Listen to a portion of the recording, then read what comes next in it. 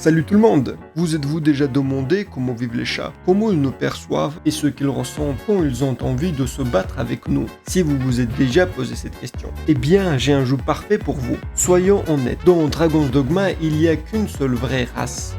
Les chats. Franchement, je ne vois pas pourquoi choisir autre chose. Autant le dire tout de suite.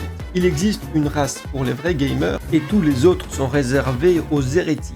Mais comme vous le savez, les chats ont l'air tout mignons. Mais en réalité, ce sont des véritables machines à tuer. Des petits psychopathes qui éliminent tout ce qu'ils peuvent attraper. Et Dragon's Dogma retranscrit parfaitement cette expérience. On passe son temps à attraper et éliminer toutes sortes de créatures. Il est maintenant temps de vous présenter mon personnage, Miao, et son meilleur ami, également créé par mes soins, Miao. Et il ne faut pas oublier de mentionner que dans Dragon's Dogma, la personnalisation est vraiment intéressante. Les proportions du corps influencent directement les caractéristiques du personnage, et c'est super cool. Mais pour être honnête, je l'ai complètement ignoré. Je voulais simplement créer deux chats sympas, l'un noir, l'autre blanc, et c'est tout. Dans Dragon's Dogma, on peut aussi recruter deux compagnons supplémentaires, en plus de son compagnon principal que l'on a soi-même créé. Ces autres compagnons sont la plupart du temps des créations d'autres joueurs. Puisqu'on parle de compagnons, il faut dire que l'intelligence artificielle dans Dragon's Dogma est vraiment réussie.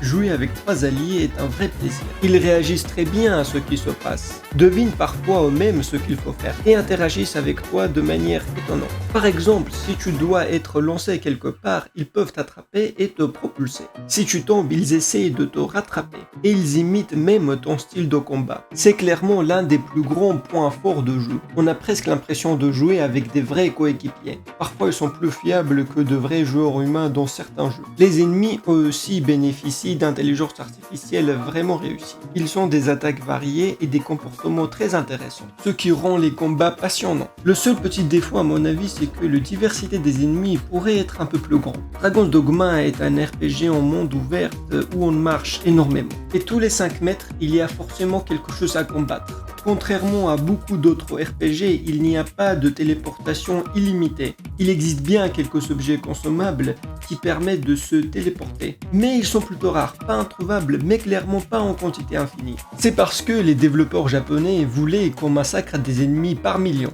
pour qu'on ressente la véritable expérience de vie d'un chat. L'histoire est assez intéressante avec plusieurs fins possibles. Mais soyons honnêtes, ici c'est surtout le gameplay qui compte. Le monde, je ne le qualifierais pas magnifique, mais il est loin d'être moche. Comme le jeu est développé par l'équipe derrière Monster Hunter, on retrouve un système de combat un peu similaire. Ici, vous pouvez changer les classes comme vous voulez et jouer plus ou moins toutes les classes en même temps. Il y en a vraiment pour tous les goûts, assassin, guerrier, combattant à 2 lames, archer magique et bien d'autres. Chaque classe est intéressante et jouable, chacun trouvera sa classe préférée, celle qu'il aura envie de jouer. Les quêtes d'enjeu sont plutôt intéressantes, mais je trouve qu'elles sont parfois inutilement difficiles. Et pas parce qu'elles demandent de résoudre des énigmes complexes ou d'affronter des ennemis surpuissants, non. Elles sont difficiles simplement parce que le jeu ne donne pas assez d'informations. Il y a même une série de quêtes liées au Sphinx, et franchement, elles sont injustement dures. C'est presque impossible de faire sans guide. Et les récompenses, à mon avis, ne valent clairement pas tous ces efforts. Mais c'est justement ce qui fait tout son charme. Des quêtes comme ça, on voit rarement dans les jeux vidéo d'aujourd'hui. Quoi qu'il en soit, je suis là pour vivre l'expérience d'un chat berserk. Une vraie machine à tuer tout ce qui bouge. Et franchement, j'ai eu exactement ce que j'étais venu chercher. Je pense que c'est un très bon jeu. Et si vous aimez éliminer des monstres par centaines, je vous le recommande vivement. À condition de bien sûr de choisir la bonne race.